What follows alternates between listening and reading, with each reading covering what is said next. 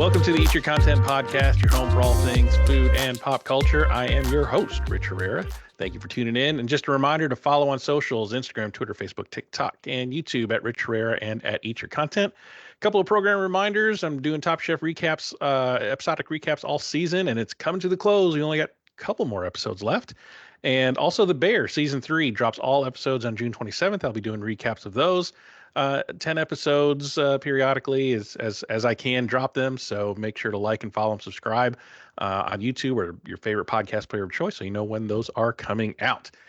Joining me once again for the last few episodes here to recap Top Chef is my friend and colleague, Chef Amadeus, who can name ingredients with his eyes closed, ladies and gentlemen. How are you, sir? I'm doing absolutely wonderful, sir. Very, very wonderful. So let's get right into it. We're, a couple of episodes away. What'd you think? Give me your real quick thoughts before we dive in. Your amuse-bouche review, if you will. Manny. I gotta tell you, I beat up on Manny a lot the last couple of episodes. So I'm gonna make a promise right now. I vow not to talk too badly about Manny on today's pod. So yeah, I honestly thought he was gonna slide by again today because man, I got a little frustrated. I'll be honest. How can the cooking be this bad, this deep? Like I said, and you said it as well. He should have been gone a couple of weeks ago. Right. But we're not even just talking about Manny. I mean, Dan had a case of the yips, I think, to this episode. Oh my God. And my Lord. Oh my God. If I tell you this, if Manny would have cooked his fish, Dan would have been gone. Yeah, absolutely. Yeah, I think so. I think they got tired of seeing Manny undercooking his proteins over and over again. But yeah, I mean, I really thought, I was like, oh my God, Manny's going to slide by again because Dan's was so bad this week. Here's the other thing that I thought was interesting. When Sarah, was it Sarah? Savannah? Savannah. When Savannah did her potato, and Manny said, I can't believe she's going to do a potato as a main dish. Yeah. She did it and nailed it. Killed it. With the story matched her dish. Oh, her story gave me chill bumps. Well, just listening to her talk about it, I was like, ooh, I got some chill bumps to listen to that story. After her story, everybody was like, yeah, she won. Yeah. And then after her, everybody went downhill after her. Yeah, I mean, I think everybody tried to cram a story into the dish instead of really like being introspective and thinking about what is my journey through Top Chef and how am I, how have I grown in Top Chef? And Manny just like, I'm doing my culture. I'm just, whatever they say, screw that. There's no growth. I'm just doing safe because I'm doing this. And he screwed it up. Yeah, and even Savannah called him out on, well, in her confessional, called him out on it. It's like, yeah, I'm talking to Manny, and I think he's just kind of slipping back into what's comfortable, and I don't think he understands like what this challenge is all about.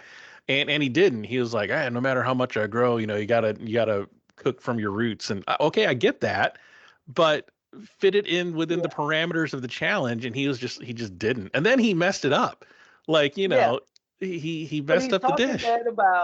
When he said, why are you doing a potato as a main dish?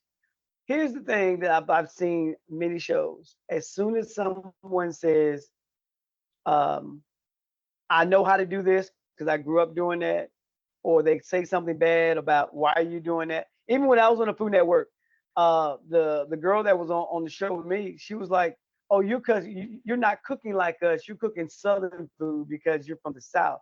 I'm like, we all have the same food. Right. You know what I'm saying? She was all about you're gonna go home, and I'm like, okay. I just sat there like, all right, we'll see what happens. And she was the first one to go home because she was trying to. This is what she was doing. What is called she's a can't say that word.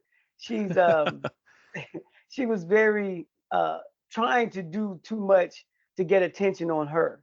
Yeah. And like she did a she did a cowboy chili and put it in a raw onion bowl. And then she did Mexican sushi. Like, and you have a Mexican chef judging. So when you're doing these things, just keep in mind you may see somebody doing something you don't know what they're doing. And when I coach wrestling, when I coach high school kids, do your game. Don't look at them and say, "Wow, they doing that's stupid. That's stupid. Why they doing that?" No, Right. no, no. Nope. Be focused on what you're doing. Play your game. Don't worry about everybody else. And when Manny said that about why she's doing a potato, I was like, dude, yeah, Yeah. and this is part of my PTSD.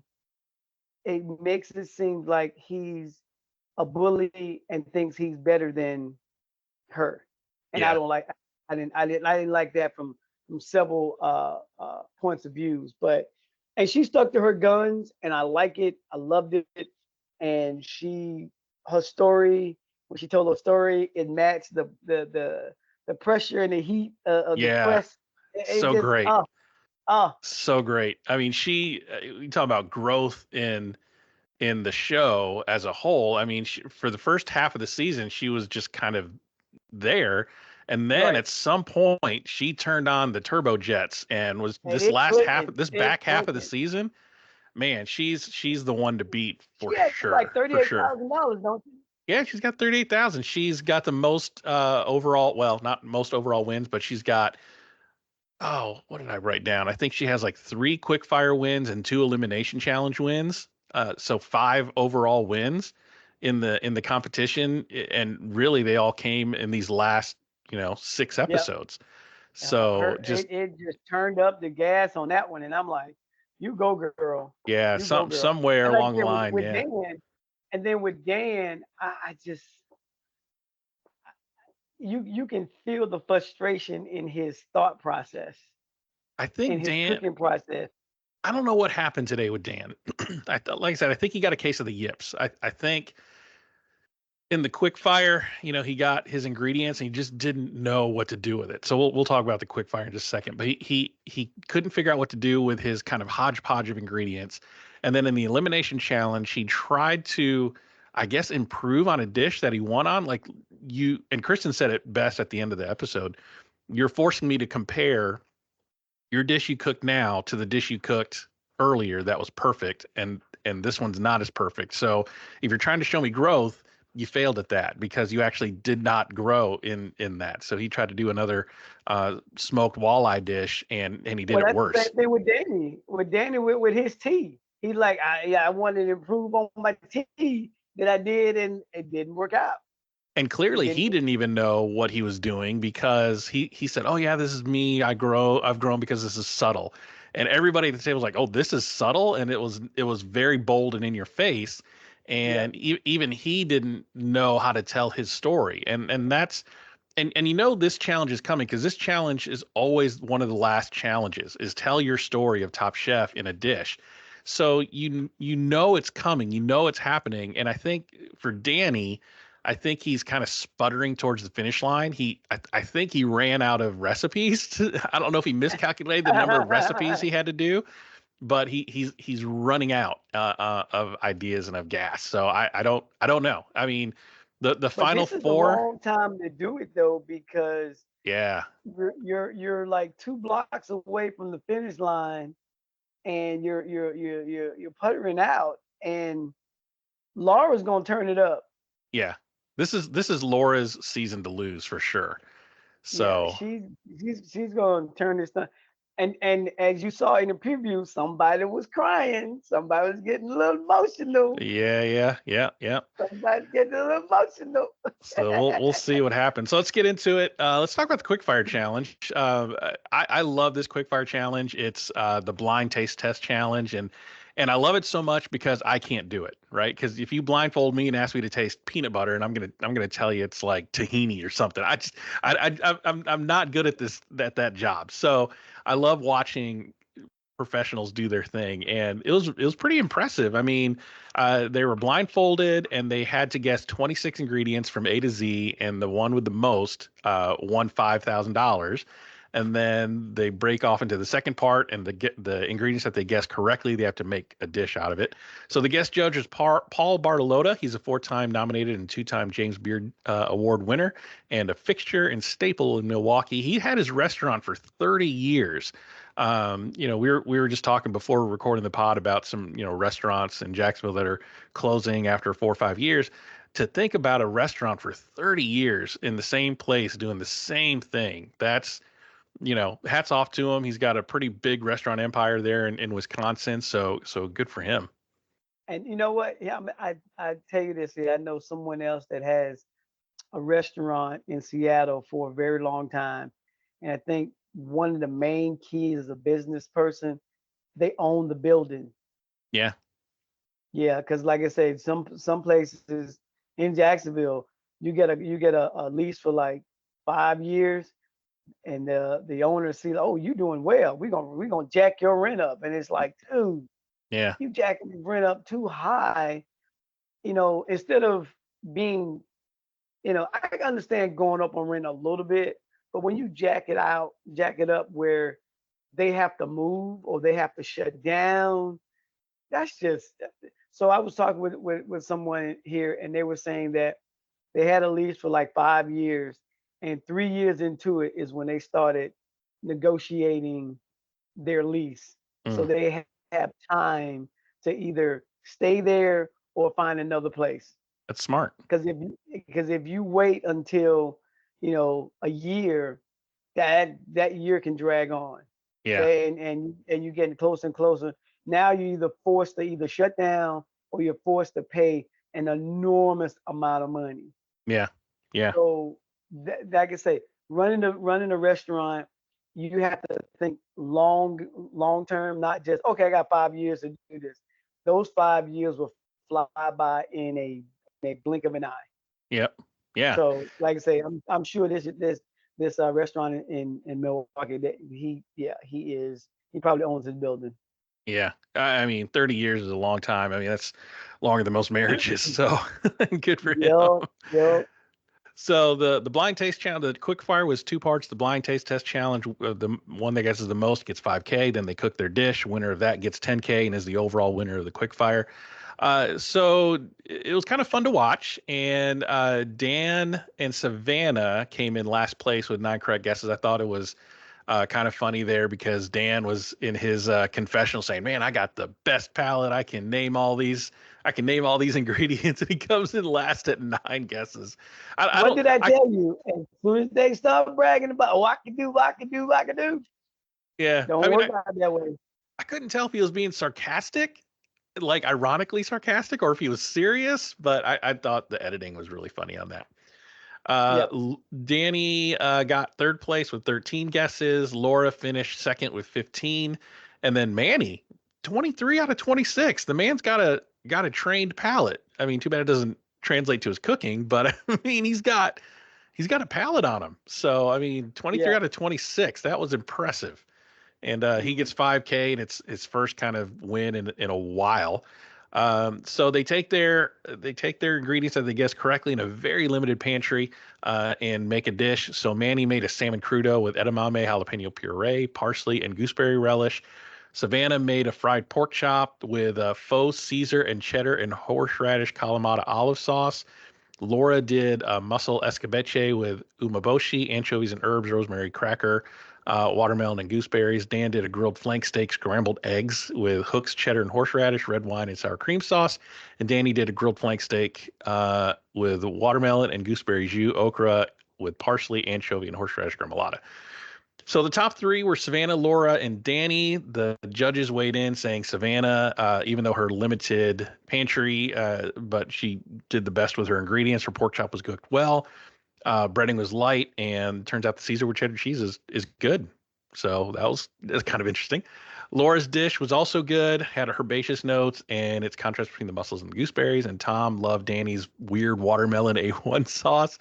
But Gail Simmons wished she could have tasted the ingredients a little bit more. So, yeah, I mean, a lot of these ingredients that they got correct didn't really work well together. But they found a way to make it work. The watermelon A1 sauce was kind of an example of that. So what did you notice? What notes did you have when you were watching them cook and trying to make something?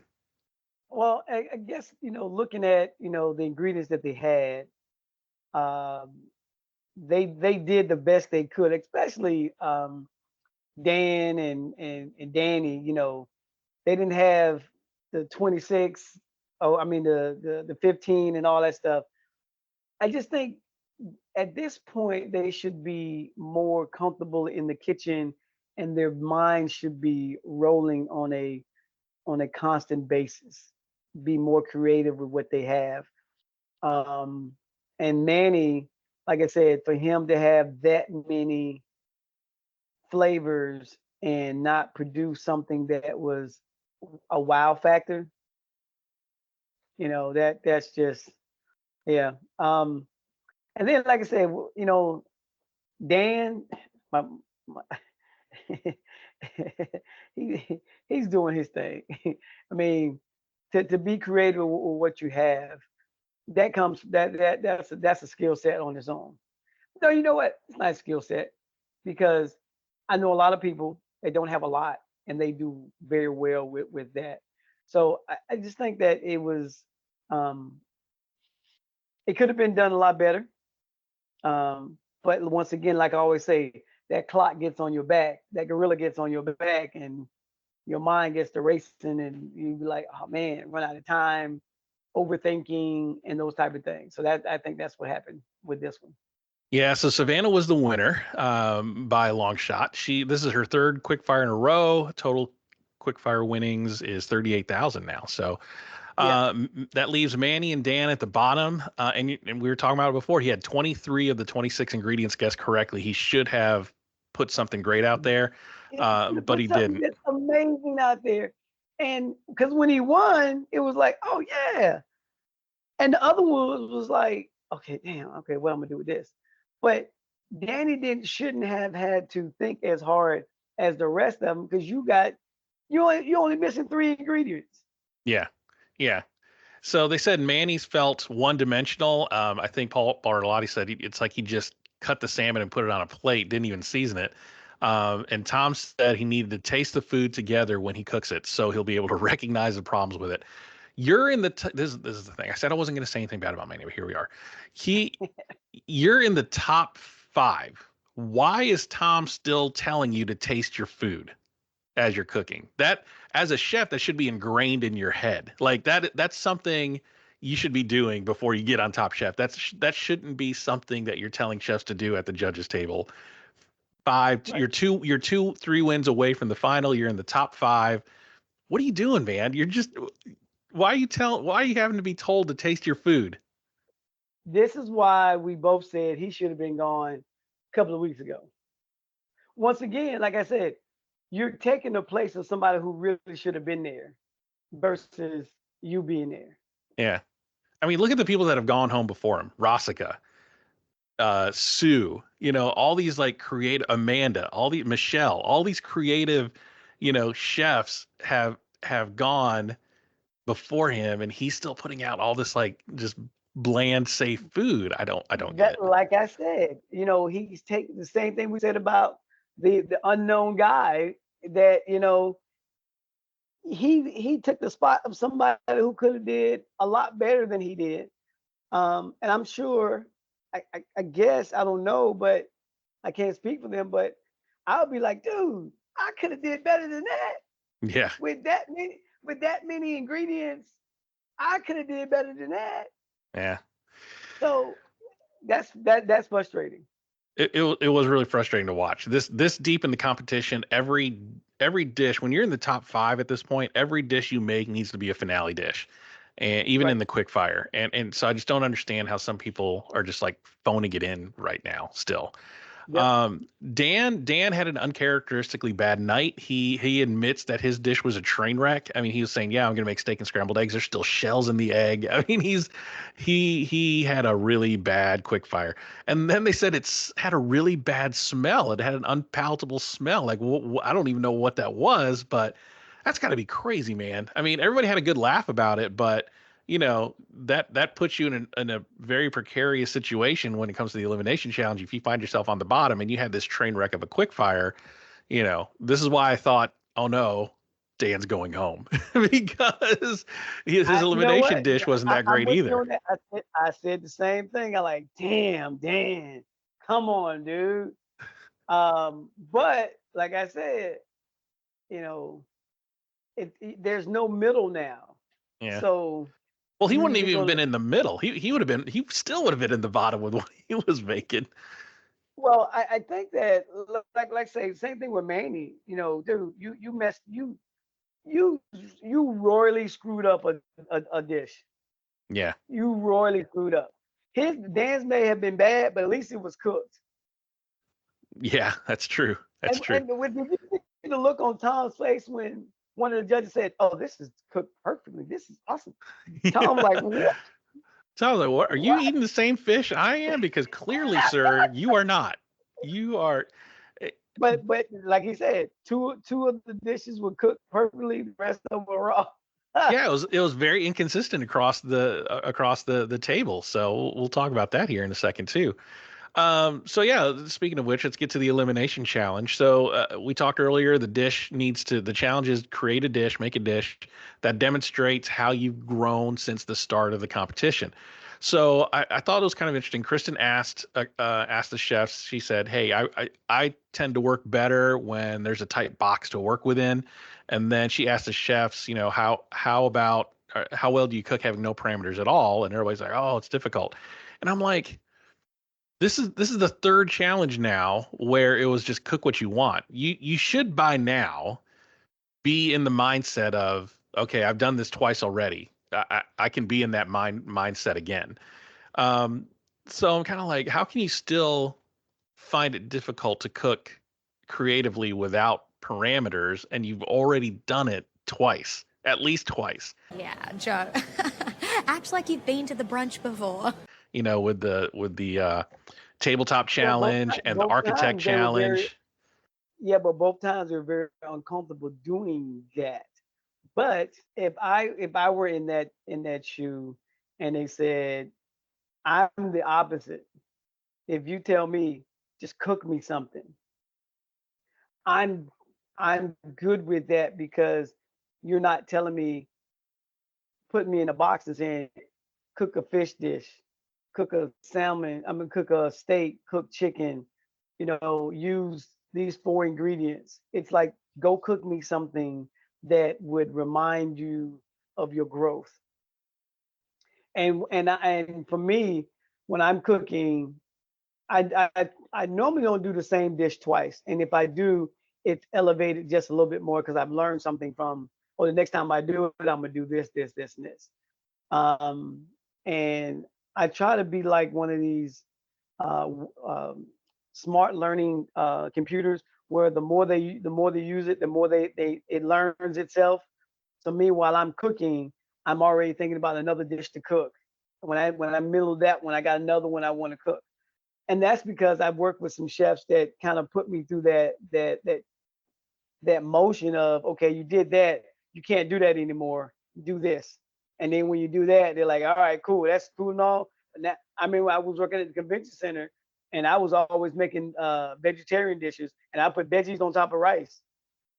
The chef's like, okay, cool, don't use rice now. What? No Yeah. rice, use something else.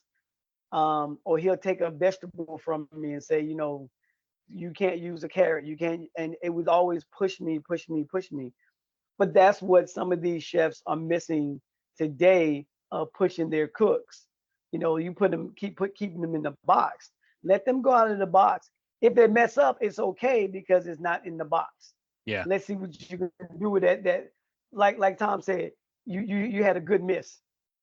Yeah. Let your cooks miss and say, dude, that was a good miss. You need to tweak a little bit more, but it's a good try anyway. That's Yeah. what's missing across this industry, and that's why some chefs can't be on their own because they're so used to being told what to do. Right. Right. So they were doing their shopping, and I think everybody during the shop were still trying to like figure out what to do. Even after the shopping is when Savannah figured out, okay, I'm gonna do this potato dish. Like overnight, she was thinking about it. It's like, okay, I'm gonna do this potato dish, and then everybody else just kind of was like, I don't know what to do. Dan was trying to figure out what components to take from the different challenges and try to make a through line through it. Laura kind of had a idea that she learned to edit herself through the course of being on Top Chef. Um, yeah, so I thought it was interesting to see how they were trying to figure out what they were going to do. So talking about the meal service, Savannah goes first. She decided on a potato pave, burnt onion and cherry jam, chickens with a chicken sauce reduction. That potato pave looked great. I mean, it was very kind of intense when she popped it out of the hotel pan there, and I was like, oh man, I hope it forms. It's like a scallop potato turned up to 11, really is what a Yeah, potato pave is. But it looked really great, and it took guts to do that. I mean, you're basically kind of taking a side dish and deciding to make it the star. And the story, man, talking about just like, look, the everything you need to make a dish is in a potato, just needed heat and pressure. And that's how she found herself in this show, that she has all the skills needed to win this game. And all it takes was heat and pressure that Top Chef provided. And I heard that story, I perfect. rewound it, watched it again, and I got goosebumps just because what a great way to sell that dish. And this is the part of the show I like too, is not only do you have to be a good chef and a good cook, but you got to be a good storyteller. You got to make people fall in love with you so they love the food. And half of selling is selling yourself. And I think Savannah did a great job with that right out of the gate. He With did. it was so great. What were your thoughts on that? Same as yours. Like, wow. I mean, if you look at the judges' reaction, they were like, nailed it. Yeah, It went with her dish. Her dish went with the story. And here's the thing: what made her whole piece great. The story went with the dish. The dish went with the story. The judges saw her in that dish, so they knew what it takes to win, heat and pressure. And Tom and it was like, you're right. I mean, she nailed it. I mean, yeah. there's nothing to say. She nailed it. Y- Yep, she understood it, and the judges picked up on it right away. Everybody at the table was stunned, and And they the were and the like, it dish looked tastes. great. They were like, it even tastes better now that they heard the story because it matched. That's exactly right, and that's part of the storytelling aspect of this competition is tell the story behind your food, make the judges understand where you were coming from, so that they know what to look for. Tell them the story of your food so that they see what's happening. My cat's coming into the podcast again. So Manny was up next. He made a snapper a la Vera Cruzano with a creamy potato and saltines. Now this is a dish they cut to an earlier episode where he said, "Oh, I should have made this particular dish that he made tonight." He said, "Man, I can cook that with my eyes closed." And he screwed it up, man. We were talking about it just a second ago. Paul Bartolotta said he had a beautifully cooked fish. Tom looked at him like, what? How do you have perfectly cooked fish? Mine is raw. And a couple of Yep. and everybody started looking at each other. How's your? Oh yeah, mine's cooked fine. No, mine's raw too. I mean, it was all inconsistent. But Gail appreciates that he showed them something personal, but did he fit the dish to the story or the story to the dish? And he was trying to cram a round peg in a square hole. And look, you could have made something up and they wouldn't have known, but you have to tie it together, right? And he just didn't do that. And it's the second cook in a row where he did not cook his proteins. I'm like, man, what are you doing, man? So, Yeah. thoughts on Manny's dish? he he's become very it's like you say, he ran out of gas. He started off strong, and then he started dwindling down, and I felt bad for the people that left, because like, dude, man, he should have been gone, not these people. Yeah, What yeah, yeah. Like so what I was saying, like think about the people that left before him. Like think of what Rossica could have done in this challenge, or think Michelle about could have what done. Michelle could have done, or Sue could have done. Sue. Oh You yeah. know, just I was like, oh my gosh. But you know, his 9 lives finally caught up with him on this one. But let's talk about Danny for a minute. Danny made a soba chow mushroom broth and a mushroom puree and cod. Um, Danny said his dish was subtle. We talked about this. He said it was subtle, but Tom's like, no, kind of like the same way he looked at Paul when he said his fish was cooked perfectly. He's Right. like, what are you? This is not subtle. Um, there was some restraint. Danny was trying to sell it. Oh yeah, I showed some restraint, but it's not subtle. But it was a good. They said it was a good dish, and it, like you said, it was a good miss. I think Danny kind of didn't know what to do with this challenge either. And he's a technician, man. He's great, and Manny is great too at what he does at home. But I think sometimes the show gets the best of you. Like you can be a good chef at home, but I think sometimes the pressure of cooking in a Top Chef type environment, people can't improv well, or people, when you get ingredients that don't go well together, can't really think of what to do with them, and it's like you haven't cooked before, right? But you haven't cooked in that type of situation before, and dishes that you create on this show are dishes you probably never would have thought of outside of the show, and I kind of think that's where Manny and Danny and Dan were tonight. Well, like I said, that gorilla is no joke. Between time, pressure, heat, that gorilla is on your back, and you got to carry that. And it sometimes you get through it, sometimes it just slows you down and it just wears you down, and you just. And I think that's what's going on right now with Manny, Danny, and Dan. It's like that gorilla is on their back because they're like they're great chefs, but it's like brain fart. Yeah, Poop. yeah, Just because after they get done, when they get done and turn it in, they go back and be like, man, I should have did this, this, this, and this. So they know what they're doing, what they should have done, but that gorilla got on their back, and they just like, let me just help me send this out. Hope it's done. Hope it's X, Y, Z. But as you can tell, did not work out that way. Even Dan said, the time got away from him with the smoked trout.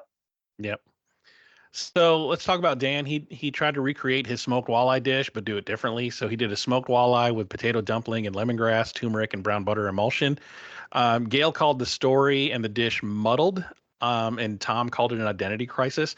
You want to show your growth in the show. He should probably not have tried to recreate his winning dish, because it was already good. Like he could have gone the route like Dan was, and or Danny did, and say, okay, I did this poorly. I need to do it better and show that I could do it better. Except Danny didn't do that either. But he tried to create something that was already great, and Kristen forced Kristen to think about that other dish as she was eating this one. And he oversmoked his fish. I mean, he cut them into bite-sized pieces, threw them on the smoker, and just kind of left them there. And unfortunately, just oversmoked it. So, And he yeah, knew that too. He knew it. He yeah, knew it. But he had to put something on the plate. he had to put something on the plate. Laura brings in the end, and she did a lamb Monty with barbacoa sauce. Laura explained that her dish was inspired by her journey of learning how to present dishes with more focus instead of putting too many elements on the plate. Her pasta looked really impressive. I mean, just the way she had to uh, pipe the lamb inside of that pasta and cut them into like Yep. individual pieces. It wasn't like a ravioli or any kind of other stuffed pasta that I've ever seen before. It was just this strip of long pasta, long and wide, and she would pipe a little bit on there and then kind of crimp that one up and do it again.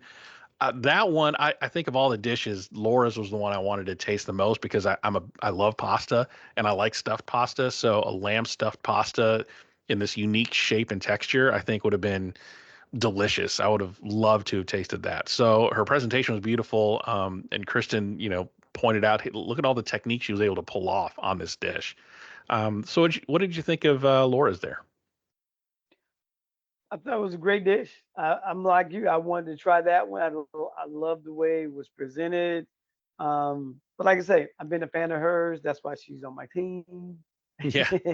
I mean, even though Um, Laura was kind of pegged as the villain of the season, she came back from Last Chance Kitchen and like kind of Savannah, turned on the afterburners and is cooking with a renewed purpose. So if I had to call it, I'm thinking the final three, because we're at the end of this episode, we're down to Manny gets eliminated. So your final four you're looking at is Danny, Dan, Laura, and Savannah. And if I'm looking at it based on this performance, I'm looking at the top three being Savannah, Laura, and maybe Dan to get there in the top, or Danny to get there in the top three. So, I mean, I don't know. We'll see. So, I know for a fact, I would say without conviction or Savannah and Laura, yeah, they I gonna be mean, there. it's got to be Savannah and Laura. They're cooking unconscious right now, and in a perfect time to do so. I think that third slot is just a coin toss of Danny and Dan. It could be either one.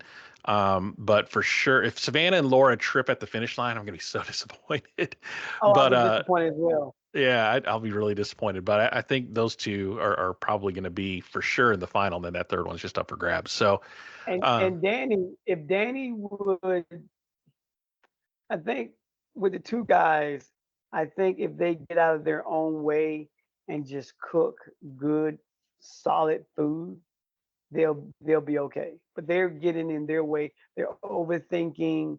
They're they're pushing versus gliding.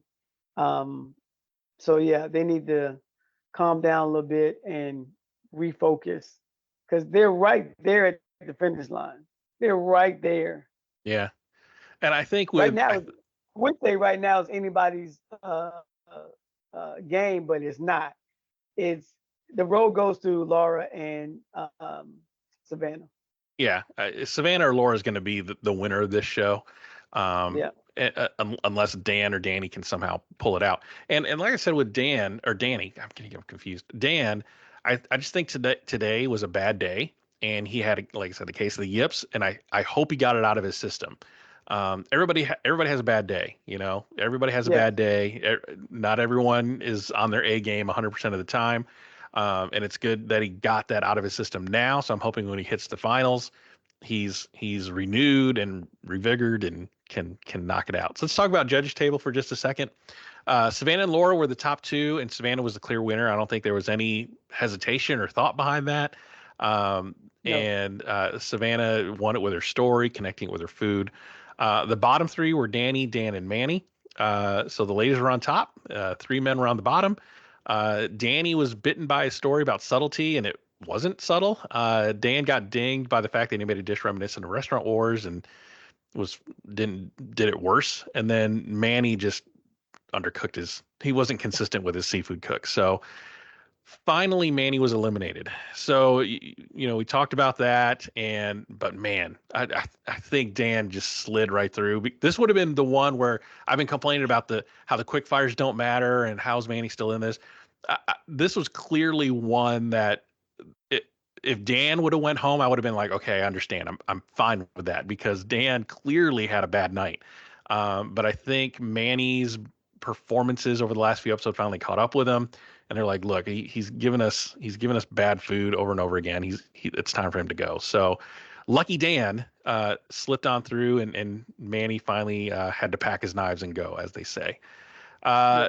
So the final four is going to be Danny, Dan, Laura, and Savannah, and I think this is going to be interesting because they said, Kristen said, go home for a few weeks, rest, or she said, go home, rest.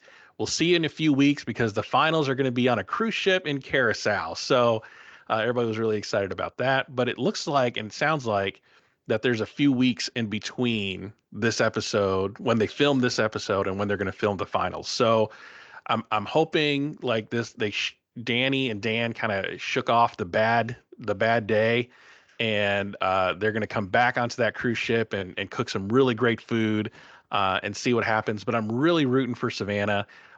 She's really turned on the jets in the back half of the season. She's got 3 quickfire wins, 2 elimination challenge wins. We'll see what happens. So what do you Well, think? I think that I'm excited about next week because I watching the preview. My guy is going to be on there. Morimoto is going to be on there. So That's right.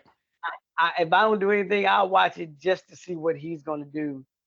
Um, and if you haven't noticed, I'm a huge fan of his. But I think that this is the time where the the afterburners need to come on with Dan and Danny, because Savannah, hers been kicked in since what, 2 weeks ago. Yeah. Hers been kicked in, and Laura's kicked in after. I mean, came back into the competition. They knew. Danny knew. Whoo, she's back. Yeah. She's back, and he know that she ain't nothing to play with. So if the guys don't turn on the afterburners, they're gonna be left behind because these two young ladies are killing it. Yeah. The only thing I'm afraid of is, this gap of time between when they filmed this episode and whenever they filmed the cruise ship the final two episodes. I'm just concerned that, Savannah has been on a roll, and I'm hoping she didn't cool down during that break. Same with Laura, because, however many weeks there were in between, they get to go home and think about, okay, you're going to be cooking. Usually it's a 4 or 5 course meal for the finals, and they got to cook the meal of their lives. So they have a chance to really get into their head for these next few weeks. So it's an opportunity for the two ladies to cool down. It's an opportunity for the two guys to heat back up, and hopefully we'll have a competitive final. Well, I think Dan will be um will have a little boost because he get to see his wife 5 minutes away. Yeah, right. Um, I just think I think all four of them should be able to hold on to the ladies, hold on to what they have to move forward, and for Danny and Dan to really refocus on whatever, because you go on the carousel.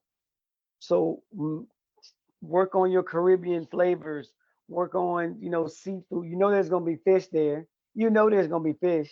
Right. You know what I'm saying? Do some homework, do some research. Go back to your restaurant, play in the kitchen.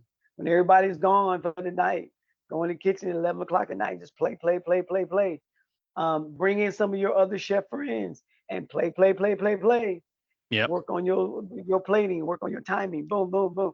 That's what I would do if I had 3 weeks down or a couple of weeks down before I went for a big show like that. I would call my chef friends up and like, hey, listen, and the chef friends I'm calling up, I need them to cook different than I am and be very, very, very, very strict on what I'm doing. So boom, boom, boom, boom. Dude, that sucks.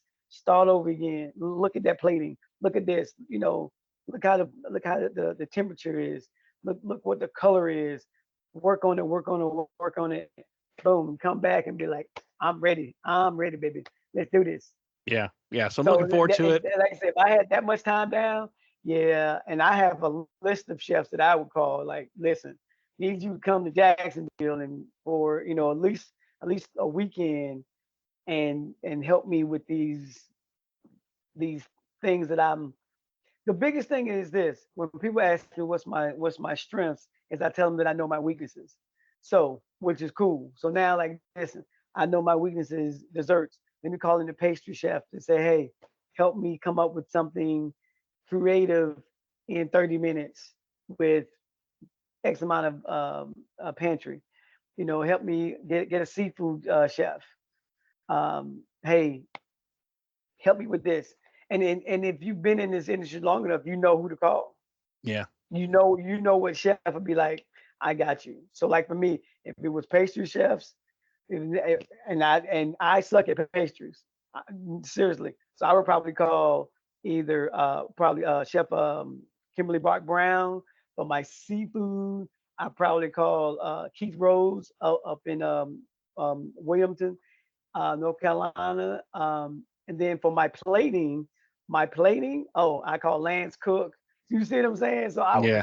all these people like, hey, I need a workshop real quick. Like if I Yeah. need to go to them, if I need to go to North Carolina to be in the kitchen with Keith, if I need to go to North Carolina to be with Lance, I'm going there to do that. Yeah. That's what you do, and that's when you know you have good chef friends. Yeah, and you also got to think about ingredients too, right? You got to think about ingredients that are easily substitutable because you don't know what you're going to have when you get there. So, if you try to make a dish that's got an ingredient that's way too specific and you can't substitute easily, you're screwed. So you got to be thinking about And flexibility here's the too. other thing too. One of the other, even though we're doing seafood and everything like that, the other person the other type of chef I will call is a Caribbean chef. So, I mean, you call one of them and say, listen, I'm being the Caribbean doing this thing. They're going to throw things at you that you probably never heard of. But if you got a Caribbean chef in your arsenal, they're like, oh yeah, this is from Haiti, this is from Trinidad, this is from, you know what I'm saying? And this Yeah. is how we use it. This is the different ways that goes with chicken, that'll go with fish, that'll go with beef, and in the Caribbean, it's more seafood than there is beef. So, that's what I would do. I would reach out to my friends that do different things. It's like Yeah. either I'm coming to y'all or I'm be in the kitchen in Jacksonville. Can you imagine if they get on that cruise ship in the finals and be like, all right, your final challenge is to create a cruise ship buffet for 150-year-old retirees. Yeah, but my thing is this: they have now that I saw the preview, Morimoto's on there. So 9 times out of 10, there's gonna be some tuna. Oh yeah, yeah, yeah. There's gonna be some sort of sushi challenge or something. I don't Oh know. yeah, and so once again, if I know there's going to be sushi, I'm reaching out to my sushi friends that do sushi. Marissa Baggett in Tennessee. She, even though she's a vegan sushi chef, I would reach out to her and say, hey, help me with these things. I got some chefs in Seattle that I would call. But that's what you do. If you got downtime and you about to win $100,000, $150,000, they're gonna be like, dude, we got you. Let's do Yeah, this. yeah. Let's do this. So let's talk about a draft point update for getting close to the end of the season here. So your quick fire winner is Savannah, so 5 points there. Top of the judges table was Laura with 3 points, and the elimination winner was also Savannah for 7 points.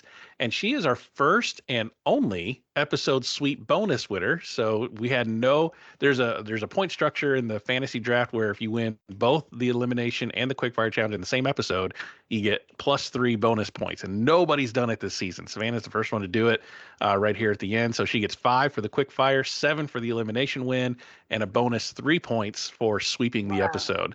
You go, girl. That's right. And then bottom of the judges table were Danny, and Manny. Wow, sounds like a really bad boy band. Danny, and Dan, and Manny. So -2 each for all 3 of those. So for the episode totals, Team Southern Passion Lounge, you get 12 points with your bonus there. And then Team Eat Your Content, me, I get -2 because Dan was the only person left on my team and he was on the bottom of the judges table. So he got me -2 points. So for the show totals, Wow. to date, you have 118 points and I have 41. So safe to say I am out of this challenge mathematically. Congratulations on winning Top Chef Season 21's fantasy draft. Awesome. Wow. So with 2 episodes left to go, you have pulled off ahead that I can't even see your tail lights. So that's where we stand right now. I find it interesting how we chose our chefs. Neither one of them is wrong, but for me, I had to trust the culture versus trusting their Their CV. resume. Yeah. So I mean, because here's the thing, I know a lot of chefs that are amazing chefs, but they've never been a James Beard Award winner, never been a James Beard nominee, none of that stuff. And I will put them up against those guys, and amazing food, amazing food. So that's why your resume, I have to see you cook. I have to see your passion. I have to see other things besides what your resume says. Yep. And Yep. your conversation, all that stuff there, because that plays into a lot of things. Yeah. So like I said, I can give you a resume that tell you I'm the best mechanic in the state of Florida until I fix your car. Yeah. And then I need to ask, so was your dad a mechanic? Was your uncle a mechanic? Did you come from a family of mechanics? That's the next question on the list there. So, Yeah. well, we did it. We got 2 episodes left. The last 2 episodes are going to be on a cruise ship. So we're going to kind of see where they go and how they do. But so looking forward to talking about that next week. So what do you got going on over the next couple of weeks that people need to be aware of? Man, listen, think I've stumbled upon an amazing thing here. So I am now the executive chef of the Boys and Girls Club in Jacksonville on 10th and Liberty. And what makes that so amazing and mind-boggling is it's the same club I went to as a kid. So me and my brothers went to this club as a kid when I was 6 years old. Now I come back as their executive chef. That's great. And I get to teach the kids about how to cook, about the industry. So I have guest chefs coming in to talk to the kids. We'll be taking field trips to local farms. We'll be using a lot of local produce, product, the whole 9 yards. And I'm excited about that.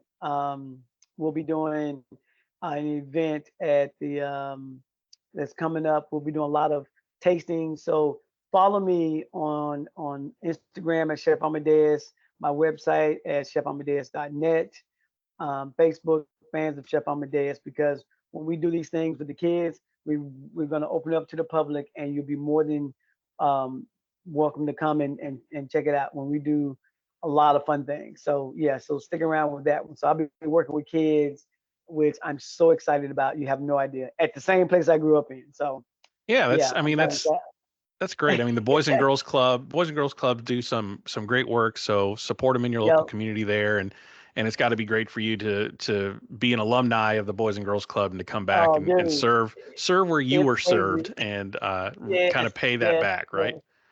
Yeah. So like I say, we're going to be doing a lot of community work. Well, I always have done community work, but now I think I'm in a position where I can help these kids, their parents, and just give back to the community. And it's just amazing. I'm giddy. I'm like Christmas morning right now. Yeah. So awesome. Yeah, that's where I'll be at. Awesome. Well, folks, thank you for tuning in. Just another reminder to follow me on socials at Rich Herrera and at Eat Your Content on TikTok, Instagram, Facebook, and Twitter. And also make sure to like and follow, subscribe on your podcast player of choice and on YouTube for upcoming episodes, for us finishing up the rest of Top Chef season 21, and also going to be recapping the Bear season 3. So make sure you tune in for that. Chef, thank you so much for your time again, and look forward to seeing you next week. I look forward to being here.